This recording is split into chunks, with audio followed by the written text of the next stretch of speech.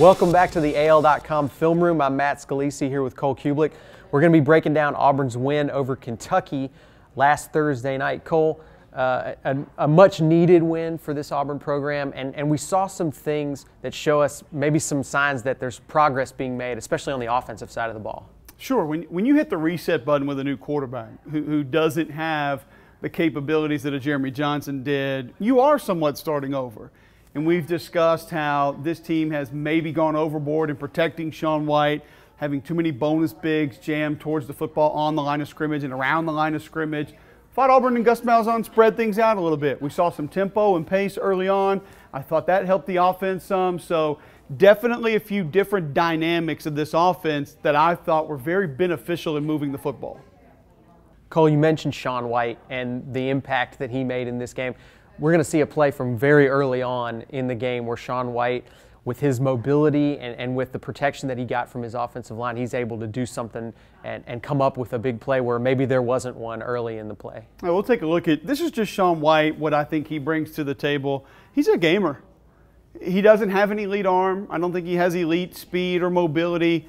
He's just pretty good at a lot of different things. And as he gets a better understanding of the offense, he'll have more plays at his disposal and he'll be able to hurt people in different ways. But one thing we've been asking for weeks is to just spread this formation out. And you can see not all the way past the numbers down here, but Malzahn and Lashley doing a nice job of really pulling this defense out of the box. Now, you got a four-man rush that shows Kentucky going to go a little bit of zone blitz, will drop and then just slant and replace. But it's 4-on-5. Got to win that every time. I don't care if it's a stunt, if it's a twist, if it's a blitz, zone blitz, whatever. 4-on-5, you must win that as an offensive line every time. And Shaun White gets pretty good protection here. Now watch his feel for the pocket. He understands running out of time, feels a little pressure, and this is the escapability he does have. But eyes stay down the field, which I really like to see, and he finds Ricardo Lewis for first down yardage on a 3rd and 7. This gives you a better idea of the escapability. And watch how he sneaks this football in. Very tight window, understands the receiver is going to be coming back into the field.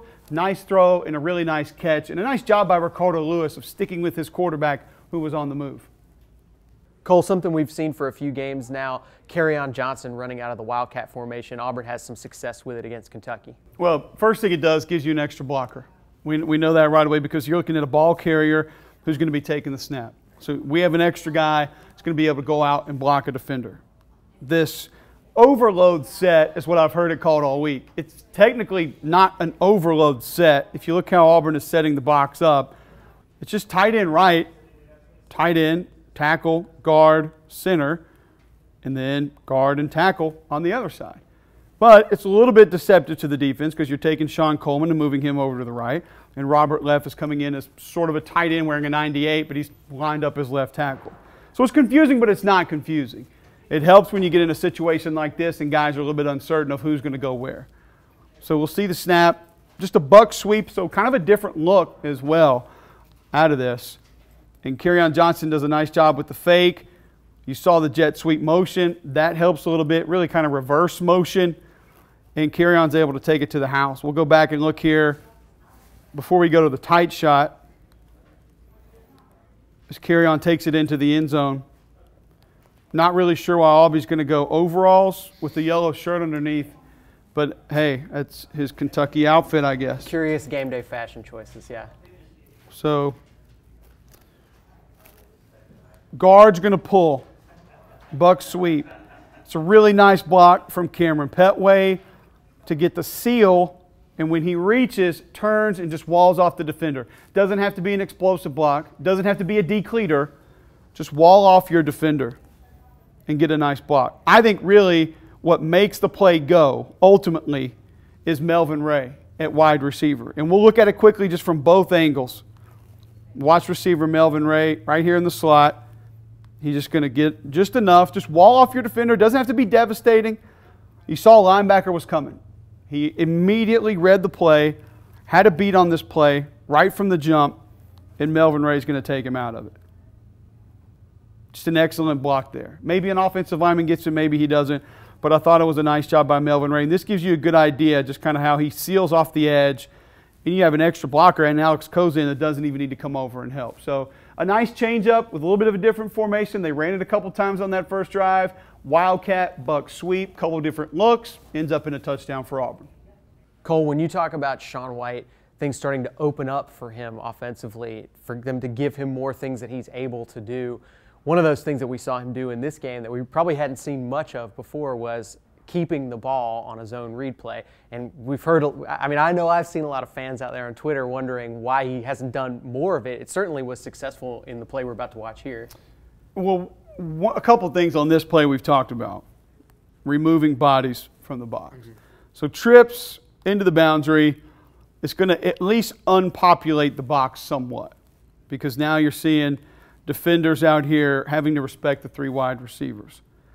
But Shaun White is going to take this zone read, and another thing we pointed out, now I call them bonus bigs. Bonus bigs. Auburn's not getting a lot of production out of the bonus bigs. It's not hard to just look in the backfield right here and see 8 men basically in the box. It's a little confusing to me because inherently this is not a big physical football team. This is a spread team. Not a blocker, not a blocker, not a blocker. True freshman. These aren't guys who are used to dealing with big physical SEC front 7 characters.